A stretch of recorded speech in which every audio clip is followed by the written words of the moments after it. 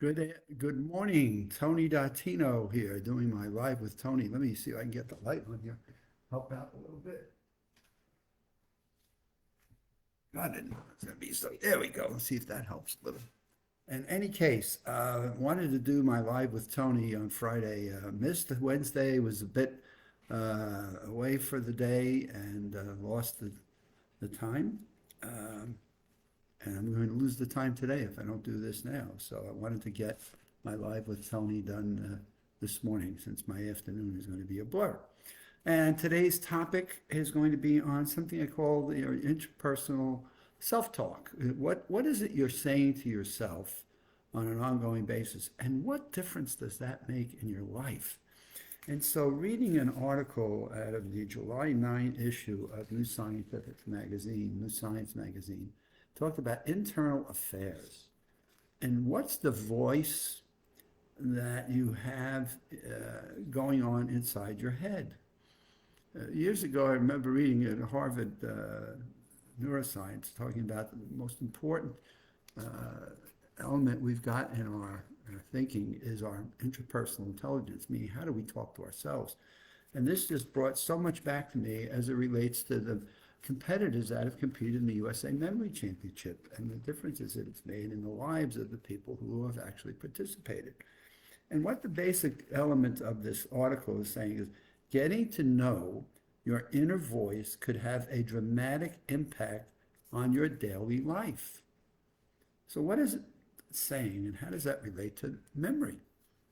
Well, what are you saying to yourself on an ongoing basis where you actually are verbalizing internal? Now, sometimes I will verbalize even external as I'm running or talking or thinking about something, walking on a beach.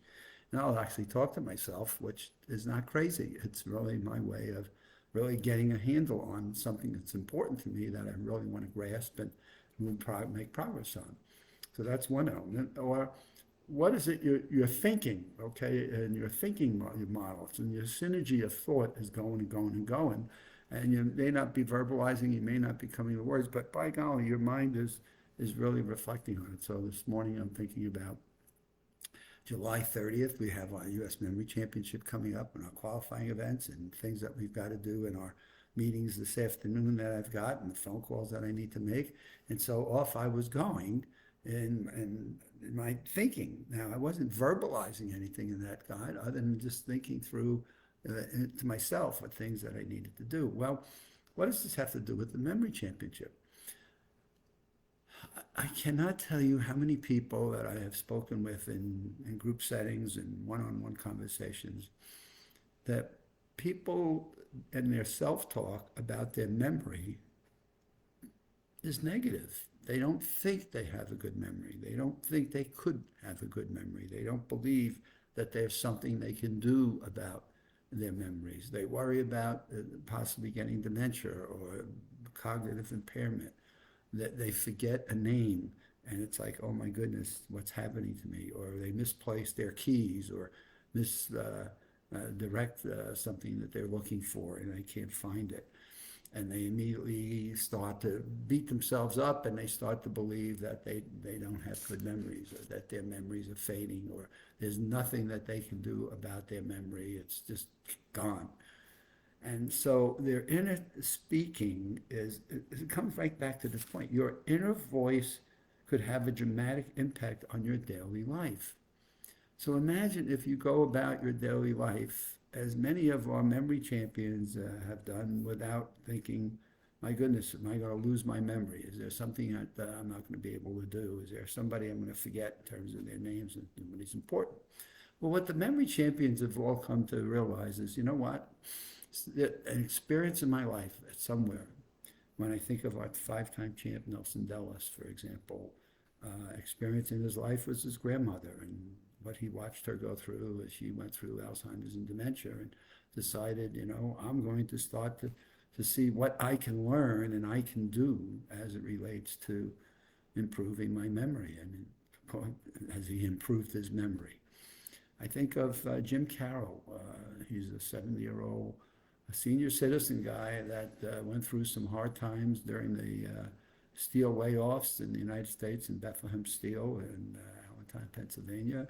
and found himself with cardiomyopathy, and the next thing he's doing is saying, "Man, I'm going to take control. I'm going to take my internal affairs, and I'm going to work on it. I'm going to learn how to do some things, and I'm going to start doing some working out. I'm going to start doing some flashcards. I'm going to start memorizing things." And my God, I remember the time I brought Jim to Advent Health Hospital here in Orlando, Florida, and he just wowed the audience with his memory of the bones of the human body and the neurotransmitters of the brain and the different elements of how our body systems work, and the research he's done since then.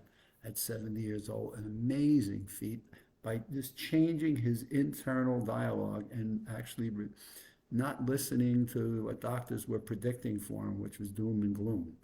And how many people do we know? So I think of Jim. I think of Chester Santos, our international man of memory, and Chester, and talking to him at one point, said, "My God, Tony, if you hadn't done this competition and I didn't start to learn and practice these things, I'd still be doing coding in a software office of somewhere." And boy, that was not the most exciting and invigorating life that one could have expected or hoped for, but my goodness, this gave me a whole new life, and I've traveled to more than 30 countries. I've been in emperors and palaces and different homes and teaching and working on things, and by golly, it's just so changed my life.